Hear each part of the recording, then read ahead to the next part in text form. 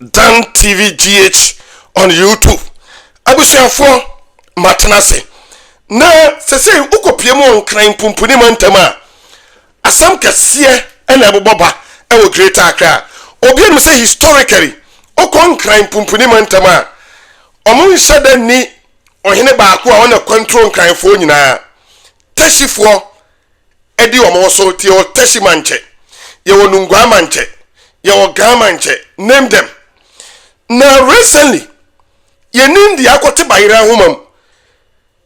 TEMA traditional council ebe here press conference say omo tete say amanfo so mo share gamancha asenya no kre abusuafo ye da sore ya Teshifo omo ye press conference eni braba ye besre. If someone is claiming ownership or is claiming a right to the title of a sovereign of the Ghana state, who becomes the town lord, who becomes the town Akwashonche, who becomes the town Mankralo? Is it right? Is it equitable and just that one town will appropriate all these positions, leaving the rest of the town to nothing? It is not fair. It is not just. It is not equitable. The Ghana state has always maintained a loose federation of towns. When there is crisis or there is war, they come under one umbrella to disperse external aggression. That has been the case. The other issue is that what was the question? That with Kumasi Ashanti region coming together as one. Yes. You see, we have Nigeria, we have Ghana. Nigeria has a federal state. Ghana has a sovereign state. And with the Ghana, because we have been described as an acephalous society, we don't have any central governance or control. Okay? And so by custom and tradition, it will not be possible for us to have one leader. We have a confederacy where each of the sovereign states maintain their independence, while at the same time looking at the welfare and the development of its neighbors.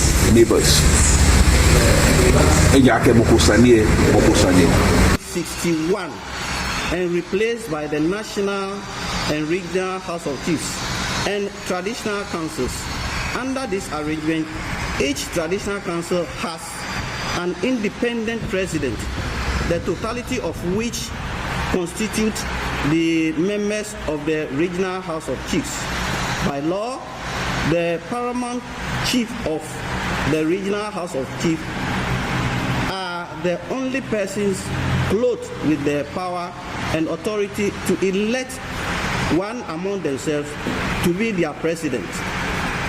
Indeed, the Ghana Traditional Council Committee of Inquiry, appointed by the National Redemption Council, NRC, under the Committee of Inquiry, Ghana Traditional Affairs, Instrument 1975, EII 111, stated on page 19 of its report that the government has never been the customary overlord of these Manche men, to which Teshie Manche, Osu Manche, Labade Manche, Nungwa Manche,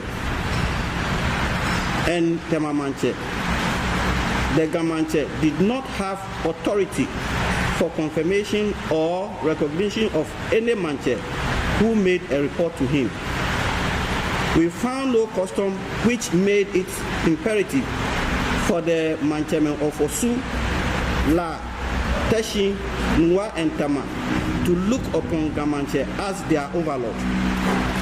Ladies and gentlemen, as the chiefs of the Teshie traditional paramountcy, we maintain that Apart from the statutory requirement of reporting their instrument to the Gamanche, any oath sworn by the chiefs to the Gamanche was to facilitate their admission into the erstwhile Ghana State Council.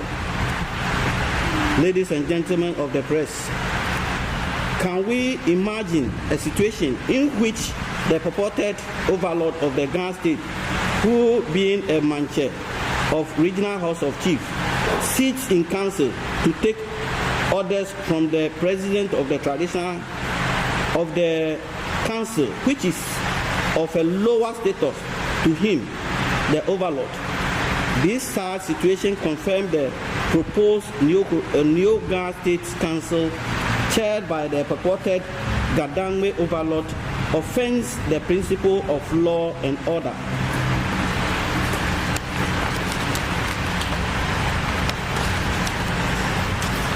Dear media partners, it may interest you to learn that long before the proscribed Ghana State Council came into being, the chief of the 6 Ghana sovereign towns, namely Gamashi, Osu, La, Teshie, Nwa, and TEMA, existed as independent sovereign states.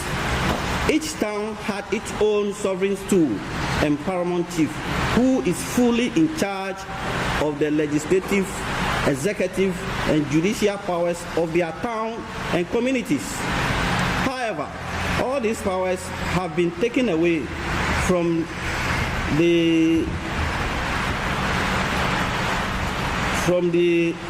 chiefs, and they are left with only the drudgery of pouring libation at state functions. Ladies and gentlemen, before colonialism, all the 6 Ghana towns coexisted as loose confederation of equals. However, in times of war, they come together around a trusted leader to expel external aggression. As a sovereign town, Teshie fought along Gamashi in Akwamu War, the Angono War, and the Katamanso War. Indeed, Katamanso War was won through the bravery of Teshie warriors.